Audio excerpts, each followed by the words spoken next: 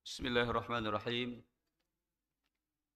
Assalamualaikum warahmatullahi wabarakatuh. Alhamdulillah rabbil alamin. Assalatu wassalamu ala asyrafil mursalin wa ala alihi wa ashabihi ajma'in. Asyhadu an la ilaha illallah wa asyhadu anna Muhammadan abduhu wa rasuluh. Allahumma salli wa sallim wa barik ala habibikal karim nabiyyina Muhammadin wa ala alihi wa ashabihi ajma'in. Amma ba'd. Hadratul Mukarramin wal Mukarramat, bapak-bapakku dan ibu-ibuku sekalian, wabil khusus acara kita pada subuh hari ini berupa hybrid. Sebahagian berada di sini dan sebahagian menyaksikan di rumah masing-masing. Mudah-mudahan ini semua menjadi syiar bagi kita dan secara perlahan-lahan insya Allah kita akan kembali di masjid ini. Dan inilah doa kita semua, ya. Di balik kekecewaan pasti ada hikmah ditemukan di balik itu insya Allah.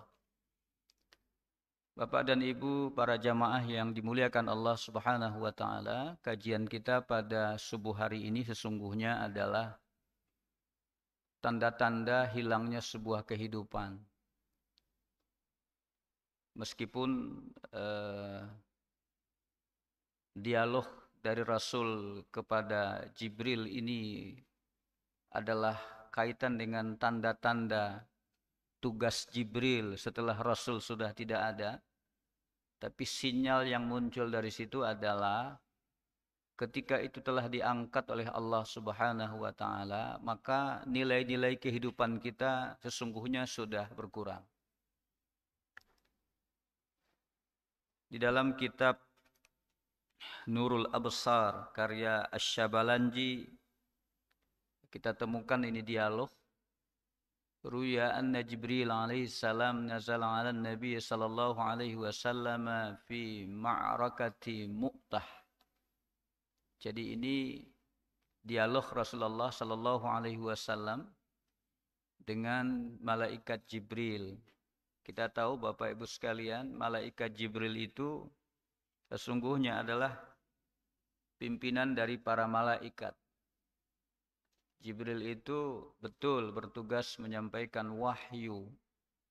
Tetapi ketika malaikat Jibril, ketika Rasul sudah wafat, apakah malaikat Jibril itu masih bertugas? Nah, itu yang ditanya oleh Rasulullah sallallahu alaihi wasallam. Diriwayatkan bahwa Jibril turun kepada Nabi kita Muhammad sallallahu alaihi wasallam pada waktu perang Mu'tah.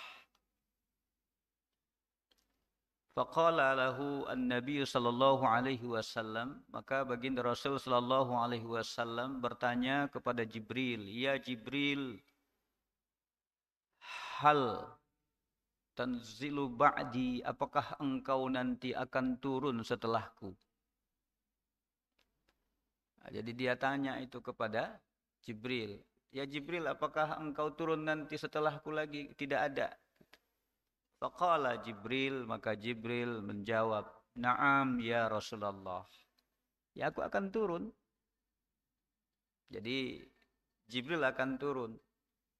Jadi kalau kemarin itu misalnya dalam Ramadan itu ada 2 ayat yang perlu kita luruskan atau perlu kita jelaskan.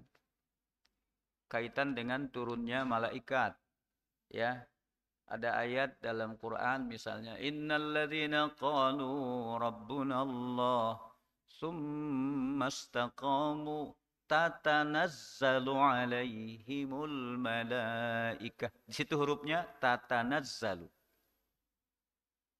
Sementara ayat yang kita sering baca di Ramadan itu apa? Inna anzalnahu fi lailatul qadri wa ma adraka ma lailatul qadr.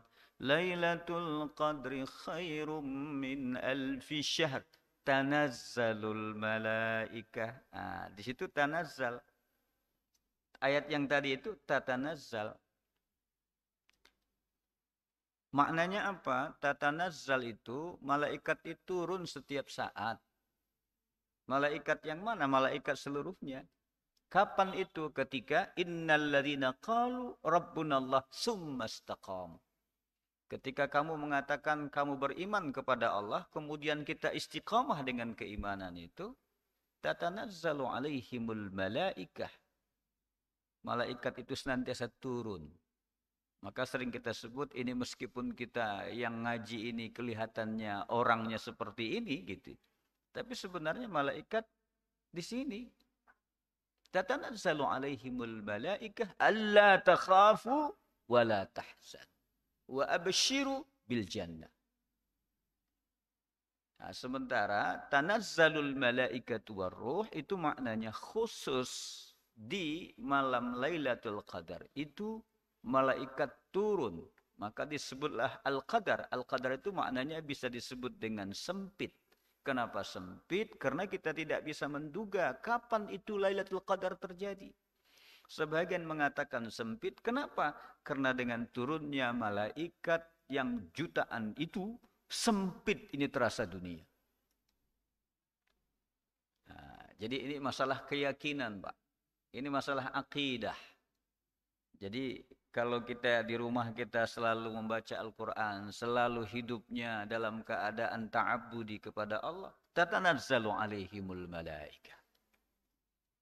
Nah, sementara hadis yang kita dialogkan ini adalah kaitan dengan turunnya Jibril. Ternyata Jibril mengatakan bahwa na'am, ya Rasulullah, anzilu asyrata marratin li rafi asyri jawahir minal ardi. Aku nanti akan turun ke bumi untuk mengambil atau mengangkat 10 mutiara. Asyra marratin 10 kali li rafi asyri jawahir. Jawahir itu mutiara. Ada namanya Pak Jawahir di sini? Enggak ada ya. Mutiara itu. Jadi ternyata mutiara itu yang kita sebut tadi nilai kehidupan. Ini ngaji kita ini sebenarnya mengevaluasi diri kita ini. Mengevaluasi kehidupan kita. Mengevaluasi kehidupan negeri kita dan bangsa kita. Jadi ada 10 mutiara yang akan diangkat atau diambil sepeninggal Nabi kita Muhammad sallallahu alaihi wasallam. Hal tanzilu ba'di, apakah engkau turun setelahku? Turun. Ngapain? Li raf'i asyri jawahir minal ardi. Faqala an-nabiy sallallahu alaihi wasallam, wa ma tarfa? Apa yang engkau angkat itu? Apa yang engkau ambil itu? Qala Jibril, berkatalah Jibril, al-awwal, nah ini kalau kita lihat di sini, al-awwal arfa'ul barakata minal ardi. Itu tulisannya dotnya itu harusnya ya gitu. Nah, yang tulisan dotnya itu ardi, tidak pakai alif ke atas. Nah, biasalah kalau dikutip di internet begitu. Awwalu al-arfa'ul barakata minal ardi. Mutiara yang pertama, kenapa Jibril itu turun, yang mau dia ambil itu adalah keberkahan dari bumi. Al-barakah bermakna az-ziyadah. Ziyadah itu bahagian dari barokah juga. Makanya kan kalau kita diundang orang ada nasi berkat. Iya, kita pulang 1 kotak nasi itu bisa dimakan semua keluarga. Sebutlah nasi berkah. Jadi keberkahan itu sesuatu yang nilainya kelihatan secara fisik kecil, tapi efeknya itu besar gitu. Itulah berkah, az-ziyadah, terjadi pertambahan-pertambahan. Jadi orang sering menghitung pertambahan itu dalam bentuk nilai. Nah, inilah kehidupan orang yang materialistik, biasanya melihat apa yang terlihat gitu. Kita tidak. Kenapa kita bersedekah? Kenapa kita memberi? Kenapa kita silaturahim? Karena kita tahu di balik itu ada yang disebut dengan keberkahan. Misalnya aja siapa yang silaturahim, Allah berikan, Allah bukakan pintu rezeki dan Allah panjangkan umurnya. Kan gitu ya. Logikanya dari mana ini gitu? Orang kan bicara logika, ternyata logikanya dengan silaturahmi terbuka network.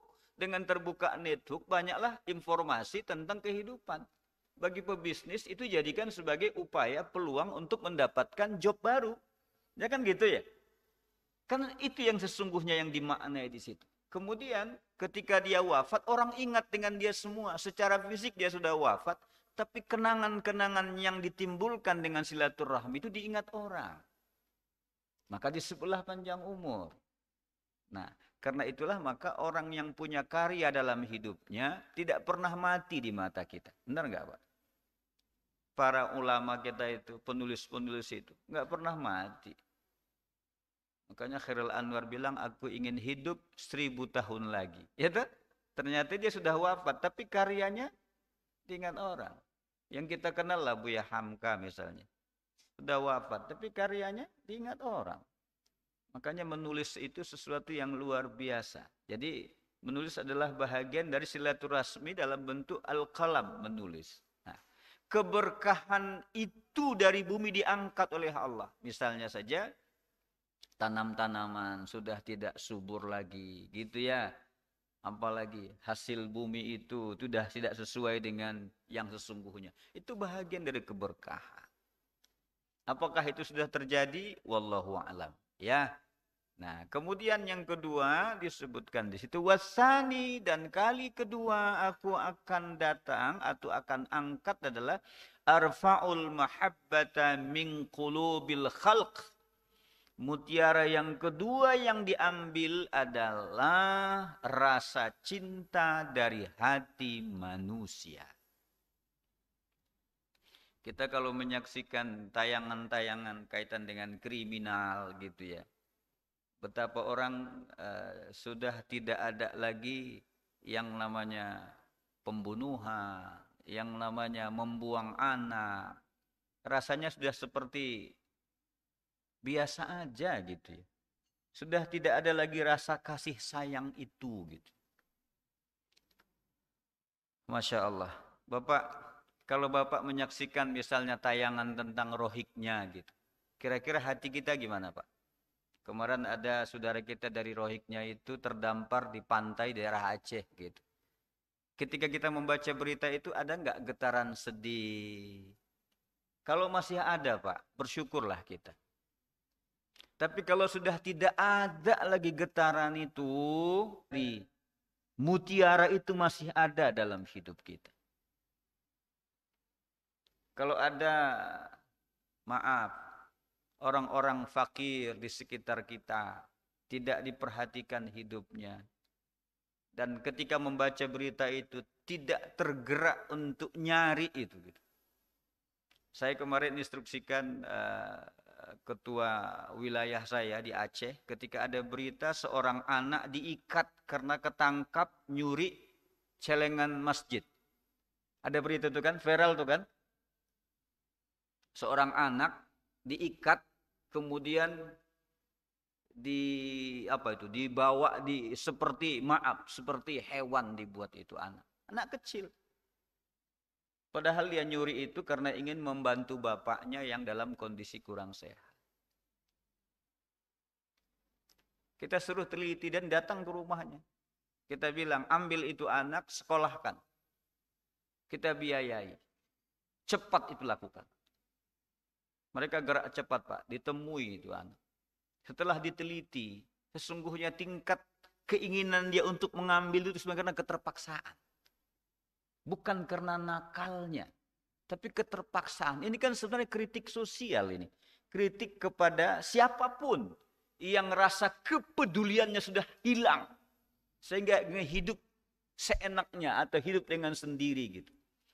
Sekelas anak kecil bisa berpikir begitu Pak. Itu karena desakan dan problem kehidupannya yang sudah luar biasa itu. Kita bisa bayangin Pak. Jadi tidak selama juga karena faktor lingkungan. Tidak selamanya. Nah ini yang disebut arfa'ul mahabbah. Diangkat rasa sayang. Rasa kepedulian. Rasa keberpihakan. Gitu ya. Nah, makanya media sosial ini pada satu sisi bagus, ketika diekspos berita-berita seperti ini gitu ya. Apalagi nanti waktu Idul Adha, ini banyak sekali kejadian seperti itu.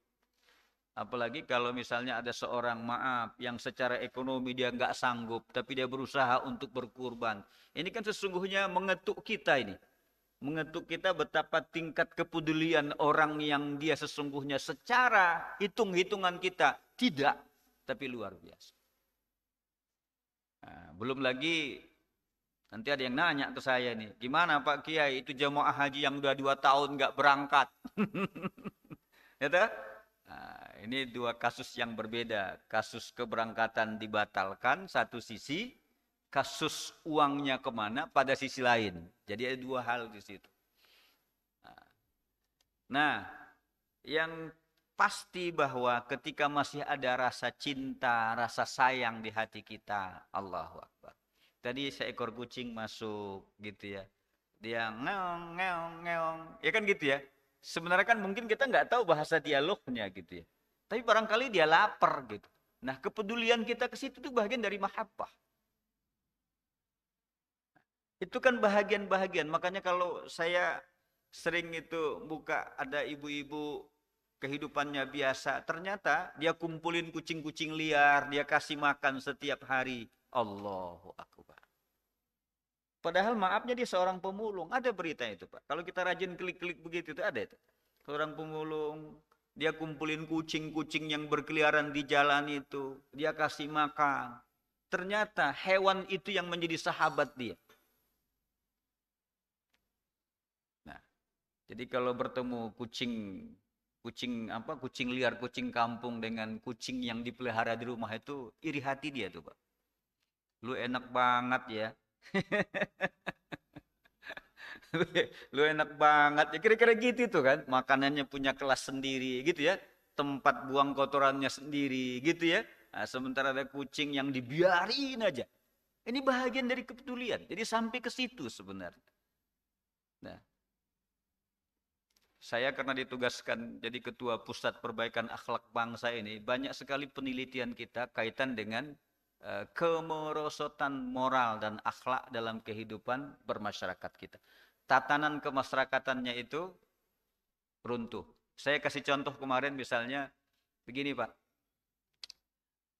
Saya bawa mobil, kemudian saya misalnya ngisi di pom bensin gitu. Itu kan kadang-kadang kita ini ada egoisnya Pak. Nggak mau turun tuh dari setir kita itu. Kita cuman kasih uang doang keluar, 200.000 gitu. Benar nggak Pak?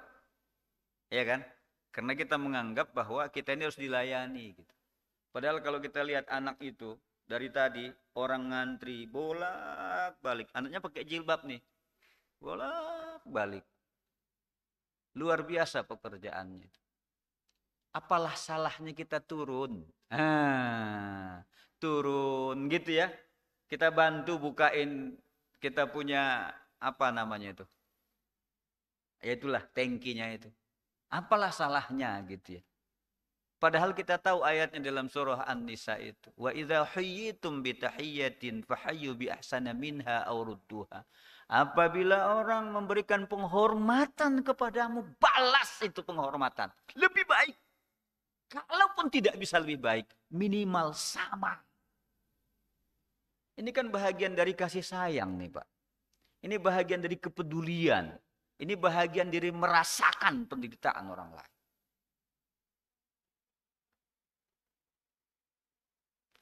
Saya kemarin ditabrak mobil saya. Ini contoh, mohon maaf. Saya keluar dari Pesona Kayangan untuk sholat Jumat. Kemudian kalau bicara hukum bisa menang saya. Karena yang namanya motor nggak boleh lewat di jalur yang cepat ya. Begitu belok lurus, tahu-tahu gedebek jatuh. Kalau egoisnya saya biarin aja Pak, wong dia yang salah kok. Tapi saya mikir, ini anak pekerjaannya transportasi, kemudian dia nyerah gitu ya. Meskipun yang lain sudah rame gitu. Saya bilang sudah, lu diobatin, diantar, mau diurut, mau diantar, kasih obat pulang. Hati kita berpikir, andaikan itu terjadi pada anak kita, andaikan itu terjadi pada keluarga kita, bukan menang-menangannya gitu. Loh, jadi kita pada sisi itu bukan maksudnya apa-apa, mohon maaf, bukan.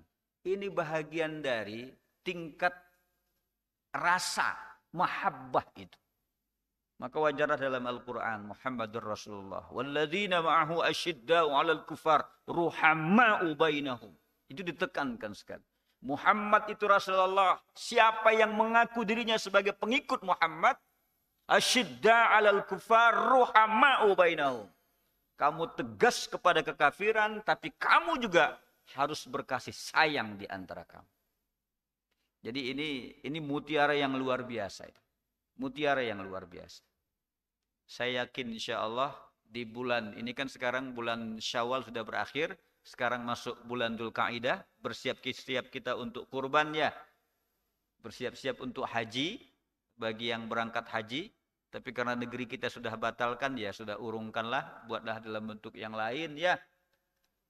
Kenapa? Rasa mahabbah kita sekarang digugah lagi. Wasalis yang ketiga. Arfa'us syafqata min qulubil aqarib. Atau arfa'us syafaqah min qulubil aqarib. Ini Allah mengangkat rasa kasih sayang kita di antara keluarga. Kalau tadi kan secara umum, ini keluarga. Misalnya gini Pak, ada enggak sekarang seorang anak lebih sayang dia sama orang lain dibanding dengan orang tuanya? Banyak. Iya kan? Lebih hormat dia dengan temannya, lebih dia dengerin ngomong temannya dibandingkan dengan ngomongan orang tuanya.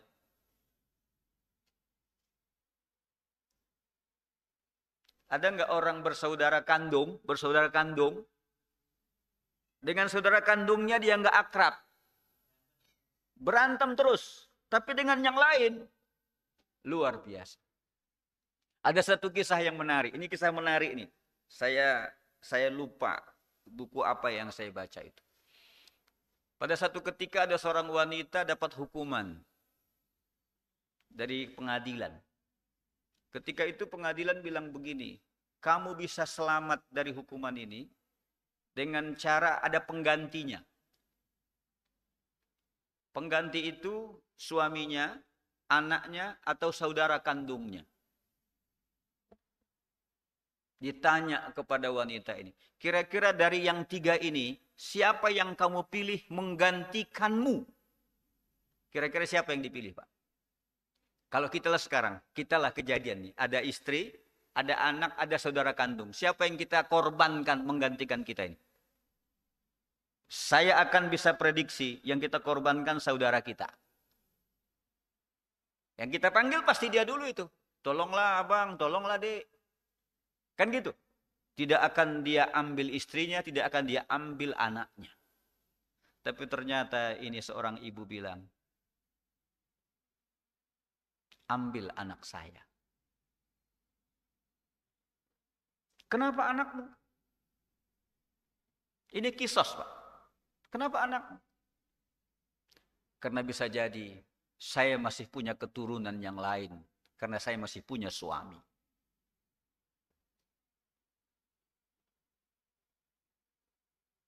Oke, kalau anakmu tidak mau, suamiku. Kenapa suamimu?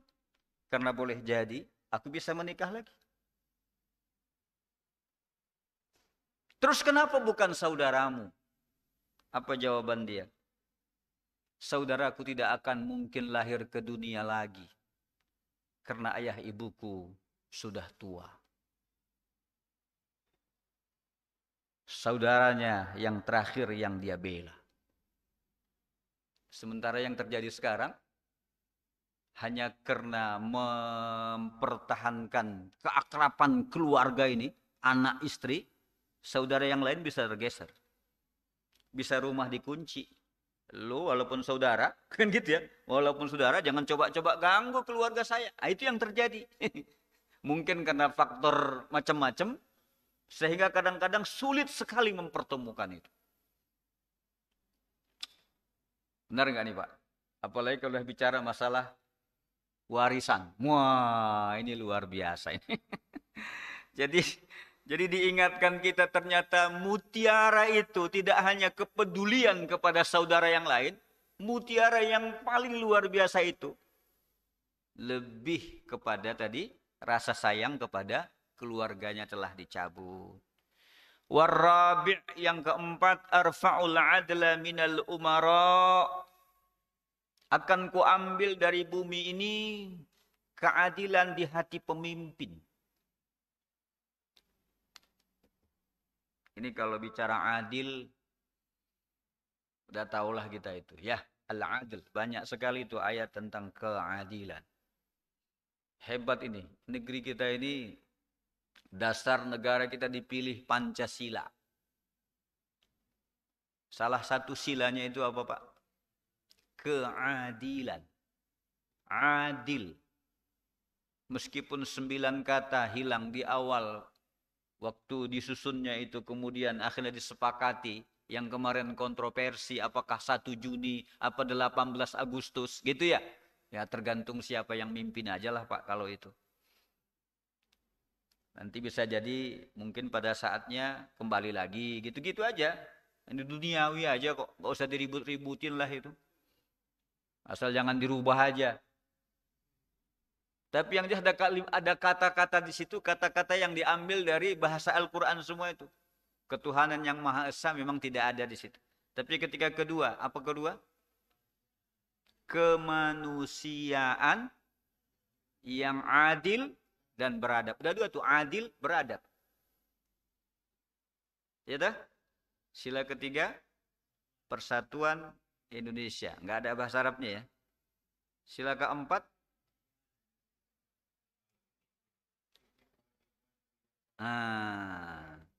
banyak sekali ada hikmat, ya, permusyawaratan, wakilan, kemudian yang kelima keadilan lagi. Banyak sekali kalimat adil di situ.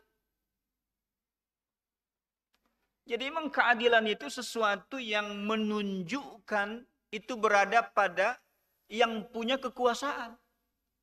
Makanya dalam hadis salah satu yang dinaungi Allah nanti di yaumil akhir, siapa itu? Ranking pertamanya itu adalah al-imamun adilun. Itu ranking pertama, Pak. Jadi bersyukur menjadi pemimpin. Kalau dibarengi dengan keadilan. Kita ini kan pemimpin semua ini, Pak.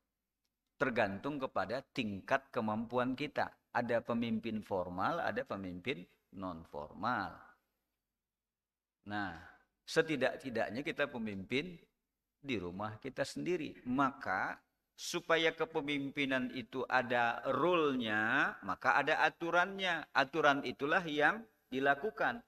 Aturan itulah yang diikuti. Supaya apa? Ketika kita melakukan sesuatu itu ada aturannya, ada ukurannya. Nah, dalam diri kita sendiri, Islam mengatur ada yang disebut dengan misalnya maqasid asy-syariah. Ada hak-hak syariah itu yang harus dijaga dalam diri kita. Kita duduk jarang begini. Apa itu? Hifzun nafs, menjaga kita punya kesehatan misalnya. Ya toh? Kita punya ada harta disebut dengan hifzul mal, jaga itu harta. Bagaimana cara menjaganya? Apakah maaf security ditambah jumlahnya? Tidak. Keluarkan zakatnya, keluarkan infaknya, keluarkan sedekahnya. Itu bahagian dari hifzul mal. Nah, kembali ke sini ternyata keadilan itu ketika berlangsung, maka itu adalah mutiara yang luar biasa. Ya, tapi ketika keadilan sudah tidak didapat, itulah salah satu yang diangkat dari kehidupan manusia. Kemudian wal khamis yang kelima. Nah, al khamis yang kelima, Pak. Jadi saya ini namanya khamis. Bisa al khamis, bisa al khamis.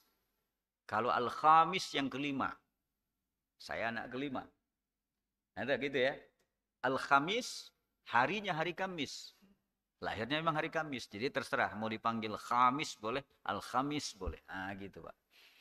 sekedar promosi. Yang kelima tadi ya. Arfa'ul haya minan nisa. Aku turun kata Jibril, arfa'ul haya, mengangkat al haya, sifat malu dari wanita. Wallahu akbar. Kita bersyukur ya, berterima kasih kepada anak-anak wanita kita, kepada para istri kita yang mereka menjaga auratnya. Terima kasih kita. Berhasil kita mendidik mereka. Tetapi kita juga mengingatkan, mudah-mudahan dengan memakai busana begitu, mereka bisa mempertahankan dalam sikapnya. Nah, ini apresiasi kita dulu ini. Kepada para ibu-ibu yang nonton hari ini, kita mengucapkan terima kasih kepada ibu-ibu semua. Yang telah mendidik anaknya untuk menutup auratnya. Berterima kasih kita. Tapi ibu, banyak sekali tantangan yang akan ibu hadapi ketika berhadapan dengan bagaimana mempertahankan busana yang dipakai itu dalam bentuk akhlak kehidupan. Karena apa? Ternyata ada satu nilai di dalam diri wanita itu yang luar biasa. Ketika itu hilang, rusak ini semua negeri. Apa itu? Malu. Maka kan disebut al-haya nisful iman atau al-haya minal iman gitu ya. Kemudian tiang negara ini wanita. Wanita yang bagaimana? Wanita yang masih menjaga malunya. Nah, sekarang orang urat malunya hilang apa udah nggak ada gitu. Kalau hilang masih bisa diganti Pak. Udah nggak ada lagi kelihatannya. Nah, jadi ini media-media juga kita himbau lah ini. Kalau didengar oleh Pak Menko Info ini media kita ini sudah parah Pak. Kita membaca berita apapun sekarang iklannya itu yang ditonjolkan aurat. Belum lagi judi online yang terus hidup di media itu luar biasa Pak. Ini mohon maaf nih, pada satu sisi ini juga karena saya ini gatek Pak, gagal teknologi jadi nggak pinter saya. Tapi kalau kita buka berita-berita link itu ya, begitu kita buka beritanya sebentar, iklannya banyak, iklan yang muncul itu ya yang begitu-gitu. Yang memamerkan aurat wanita. Meskipun dalam dalih pengobatan. Ini nggak tahu saya ini. Ini gimana cara menertibkan ini? Ini bahagian dari yang perlu kita teriakkan juga ini kepada para pengambil kebijakan untuk ini. Karena pada satu sisi akhirnya wanita itu tidak punya nilai. Padahal dalam Al-Quran, ibu mohon maaf kalau didengar ini tausiah saya. Wanita itu dalam Quran itu sebutannya banyak Pak. Ada yang sebut dengan An-Nisa. Ada yang sebut dengan Zawil Arham, pemilik rahim. Ada yang disebut dengan ummahat, seorang mak, seorang ibu. Ada yang disebut dengan az-zaujah, pasangan hidup. Hebat ini. Ada pula yang disebut dengan mar'ah, kaca, cermin. Jadi kalau kita ingin melihat sebuah keluarga Pak, lihatlah wanita yang ada di rumah itu. Kenapa? Dia kaca, dia cermin. Kita saja sebagai suami, ketika kita mau pergi kemana-mana, ngaca kita. Belum tentu kaca itu cocok dengan kita Pak. Tapi ketika istri kita bilang, oh pakaian itu kurang bagus Bang, itu nggak sepadan loh. Itu kita manut itu Pak. Kenapa? Dia cermin Pak. Dia kaca itu. Kaca itu makhluk yang paling jujur Pak. Kita kalau mau tahu wajah kita kan ngaca ya. Tapi ternyata wanita itu disebut dengan mar'ah, kaca. Karena itulah pada kesempatan ini kita mengingatkan ternyata salah satu di antara yang luar biasa yang harus dipelihara oleh para wanita adalah sifat malu. As-sadis yang keenam, arfa'us sabra minal fuqara. Allah mutiara keenam yang akan kuambil kata Jibril adalah rasa sabar dari orang-orang fakir. Ya, fakir. Ada fakir, ada miskin. Nah, itu beda lagi. Maka fuqara dan masakin. Jadi kalau sebut sini fakir, lebih di bawah dari miskin. Sabarnya hilang. Nah, makanya kalau ada orang, saya kemarin diskusi dengan seseorang tentang ini kita nggak jelaskan aja Pak, bagaimana terjadinya pemurtadan di sebuah daerah. Jangan dipikir anteng aja, Pak. Jangan karena kita bicara COVID, kita lupa dengan tugas kita. Banyak, Pak, daerah-daerah yang dengan alasan ekonomi, mereka itu pindah keyakinan. Ada, Pak. Data itu ada, fakta itu ada, gitu. Kenapa? Nggak sabar lagi, Pak. Nggak sabar lagi nih. Ya dah, nggak sabar lagi. Nah, kalau ditanya ini gimana tugas kita ini? Ah, ini yang sering saya teriak-teriak ini. Kita setiap Jumat ngumumin uang masjid banyak gitu ya. Tapi ternyata ini karena dasar-dasar seperti itu ada yang terlibat rentenir, akibat terlibat itu nggak punya apa-apa lagi yang sudah ada dijualin, kemudian dia hilang pegangan kehidupan ekonominya, sudah ada yang membantu, kemudian dia harus pindah secara perlahan-lahan. Itu mereka lakukan, Pak. Jadi ada faktor eksternal yang muncul, ada juga internal dia. Tapi saya melihat ini semua adalah karena nilai-nilai kesabaran dia. Ya, kalau kita bandingkan bagaimana Bilal bin Rabah, ya sudahlah. Ya dah, bagaimana dia bertahan, ahad, Allahu Akbar. Jadi kesabaran ini juga sudah hilang dari orang-orang yang tadi fakir.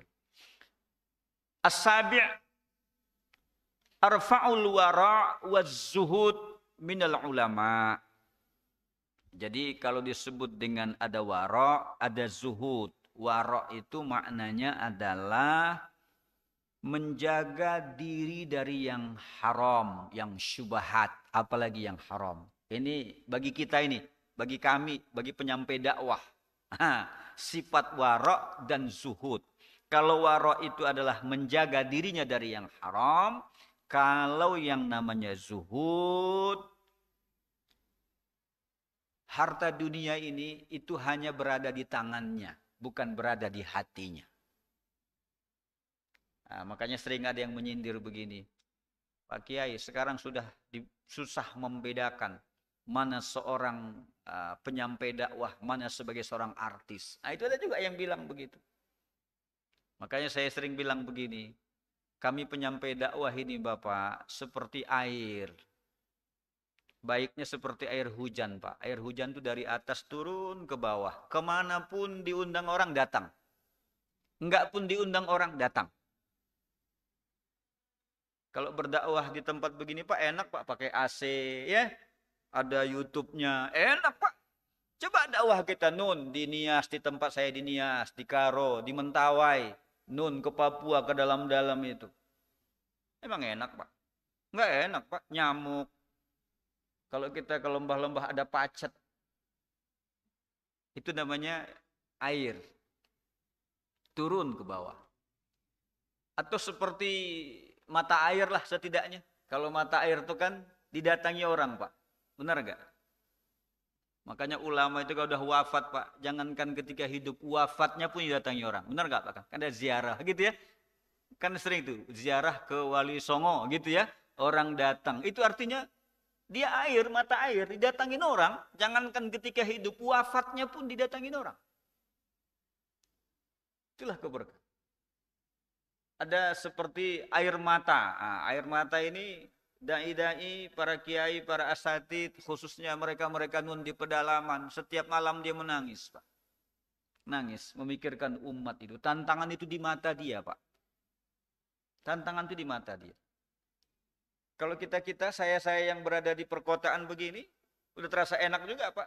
Dakwah, jam 4 aja berangkat dah, naik mobil sampai di Masjid Al-Kautsar. Pulang-pulang dikasih makanan, misalnya enak, Pak. Tapi ada dai-dai yang menangis, Pak. Dia lihat di sekitarnya. Allahu Akbar. Makanya saya berpesan, kita-kita dai janganlah seperti air pam. Air pam tahu, Pak? Bayar. Pakai IO, Pak. Pesanannya 6 bulan ke depan. Kontrak di awal gitu.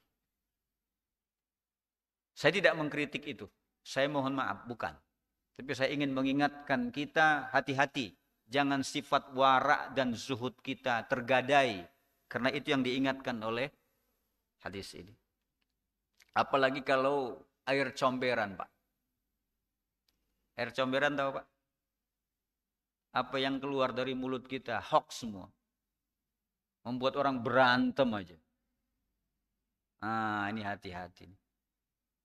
Minimal lah air pancoran. Air pancoran lumayan lah. Orang lain basah, meskipun dirinya nggak basah. Kalau air mancur tuh kan gitu Pak. Air mancur keluar tuh. Orang lain disiramin. Keluarga belum tentu. Ini tantangan bagi kami sebagai da'i. Udah jam 6 ya. Sedikit lagi lah. Arfa'us sakha minal agniya. Ah, ini untuk bapak-bapak nih. Mutiara yang diambil itu adalah dermawannya orang-orang kaya. Nah, ini kita-kita ini. Kita jangan mengatakan kita tidak orang kaya kita Pak. Nah, kalau semangat dermawannya itu hilang, hati-hati nih. Dermawannya itu hilang, hati-hati nih. Udah paham lah. Jadi jangan pernah berpikir kita untuk tidak berbagi. Wattasi' arfa'ul Qur'an. Allah mengangkat Al-Quran. Yang diangkat itu apa Pak? Ruh Al-Quran itu. Al-Qurannya ada. Dihafal. Dihafal. Ini mohon maaf nih. Apa benar apa enggak ini Pak Jaksa ada ini. Ada berita kemarin sangat prihatin tuh. Rumah Quran. Di mana anak-anaknya itu, maaf 1000 kali maaf, dicabuli. Masih trendy tadi malam itu berita itu. Loh, ini gurunya ini. Al-Quran ini. Jadi apa yang diambil? Rohnya itu. Implementasi dari ajaran Quran itu tidak diaplikatifkan ke dalam kehidupan. Ya tak? Biar bacaan Qurannya bagus. Tapi nilai itu. Nah itu maka sering saya sebut kepada saya dan kita-kita. Anak-anak kita tidak hanya yang dilatih. Jangan hanya ininya. Hafalannya. Tapi adalah bagaimana juga. Insya Allah hafalan itu di samping bawa keberkahan kepada dirinya. Bisa kepada kehidupannya, akhlaknya. Terakhir, yang paling luar biasa lagi adalah terakhir, mutiara itu adalah arfa'ul iman. Kalau udah diangkat nilai keimanan ini, maka selesailah kehidupan manusia. Bapak Ibu sekalian, saya pikir ini ya, mudah-mudahan karena ini tayangannya ada dan materinya ada, maka bisa diulang, bisa dibaca, bisa dikembangkan, dan ini bisa bermanfaat insya Allah pada siapapun yang melihatnya. Saya kembalikan ke protokol, silakan.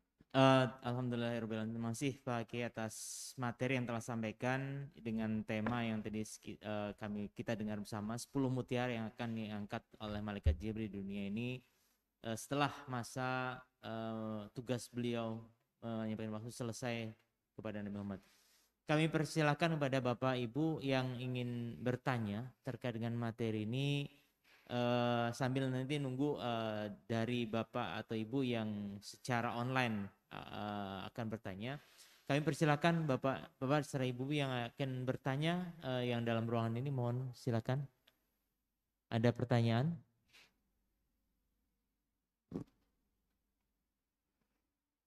Mungkin sambil menunggu pertanyaan dari Bapak yang lain, ada satu pertanyaan dari saya Pak Ustadz. Tadi disampaikan ada 10 mutiara yang disampaikan.